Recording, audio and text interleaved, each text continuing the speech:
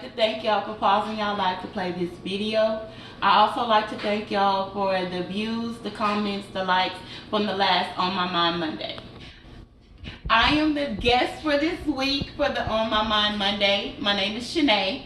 I am completely blind. I lost my vision about 6 years ago due to diabetes. Alright, so we're going to get right into it. What is on my mind on My Mind Monday? Is cleaning. Alright, so there is pros and cons as far as being blind and you're cleaning. The worst thing that I don't like to do, but it has to be done, is sweeping. It's real hard because you want in your mind, you're like, I didn't get it all, so let me clear it up for you right now. You have to sweep about 2 or 3 good times for you to realize that you really did get it good. So what I do, I have 2 different things that I use to make sure that my floors are clean, all the trash is up. For one, I use a regular broom. It's just a regular broom, a regular dustpan. I go over it about 2 or 3 times, and when I do sweep, I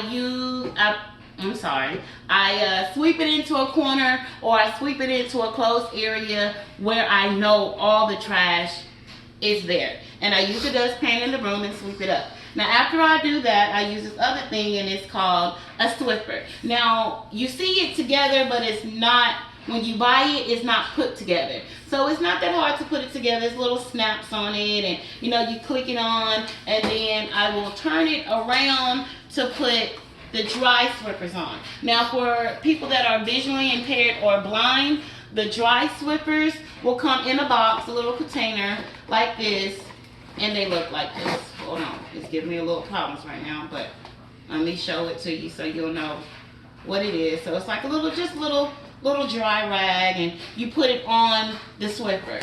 Now the other Swiffer I use after I sweep about 2 times with the dry Swiffer, I use the wet Swiffers, and it comes in a plastic container, and you can pick the different scents that you want, and it looks kind of like this, but they're wet.